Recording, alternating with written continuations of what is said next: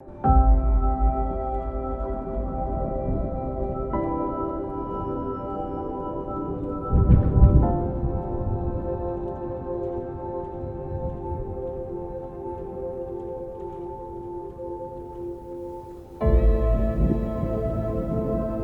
Volkswagen Vento is called the Polo sedan in some markets outside India, and it's indeed a 3-box Polo with a stretched wheelbase. With plenty of periodic changes and even change of heart, the Vento is still sold in the Indian market.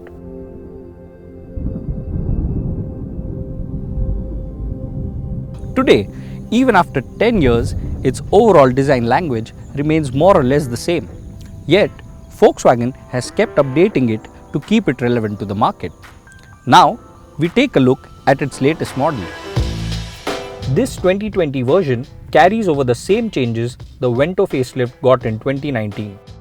It includes redesigned bumpers, LED headlights with LED DRLs and new 16-inch alloys. This one here is the TSI edition, which adds some decals to the sides to further distinguish it from the older model. Avoid that and it still looks more of a mature sedan and will appeal to you if you favor old school appeal. The old-fashioned ways continue with the traditional, typical interior that we've seen in most Volkswagen cars. This also means you have a minimalistic design with hard plastics and an age-old design with no wow factor as such. However, it has an overall good fit and finish and is solidly built. The touchscreen system isn't very large but does support Android Auto and Apple CarPlay. It also gets a much needed USB port, but its position is such that the dangling wire doesn't look good and keeps interfering during gear shifts. Well, it's a comfortable sedan for 4 people and we recommend not getting a 5th person here. He won't be the most comfortable due to this high floor hum. And it's not the most spacious in this segment, but then if you plan to be driven around in this seat, you have access to more space. There's good all-round visibility even when you sit nice and low. The seats provide a good premium feel and are comfortable with adequate support. It's not the best when it comes to storage places inside, but it does get a large boot. This 494 liters of space is good to gobble up quite a lot of luggage. When it comes to features, it does miss out on keyless entry, engine push start button, sunroof, etc.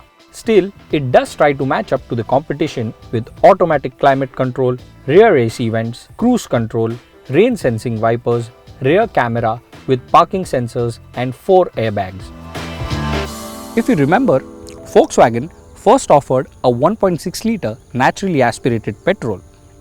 Then came a 1.2 litre turbo petrol along with the option of a 1.5 litre diesel.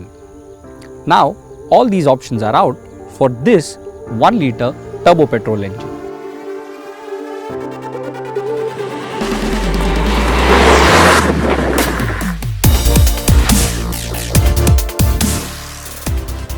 This is a 3-cylinder mill producing 109 bhp of power at 5000 rpm and 175 Nm of torque at 1750 rpm. It's a powerful turbo petrol but doesn't have an intense surge that's ready to strike. It does take a bit of time for the power to build up. There's this strong torque post 2000 rpm and then there's nothing getting in the way for your love for speed. The engine revs cleanly till 6000 rpm and keeps building speed without making much noise. This engine also comes with the option of a 6-speed automatic transmission, which is a torque converter by the way. But what we have here now is the one that comes mated to a 6-speed manual gearbox. It's good with short throws, slick shifts, and along with a fairly light clutch action, it makes it quite easy to drive. You wouldn't be shuffling through gears quite often as there's ample of torque available to get going, and that too at moderate throttle inputs. You'll always find yourself blending into the traffic and not falling behind of other cars.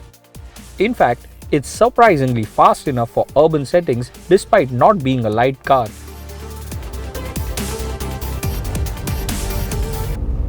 What's more exciting is how this car handles. It just puts a smile across your face. And reasonably so, whether it's driving in the city, going flat out on highways, or attacking corners. It's a great driving machine. Handling is impressively tidy with a precise steering with good feedback. Even so, its suspension offers an impressive balance.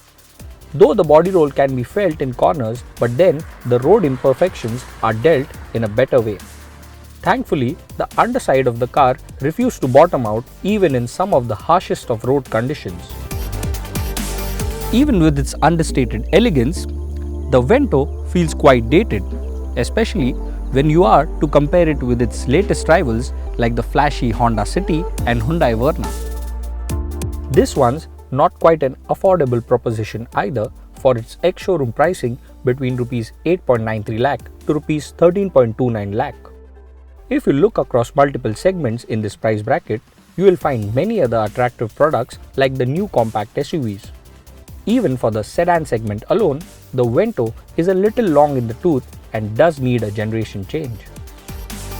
Still, people who love to drive are going to find this sedan interesting.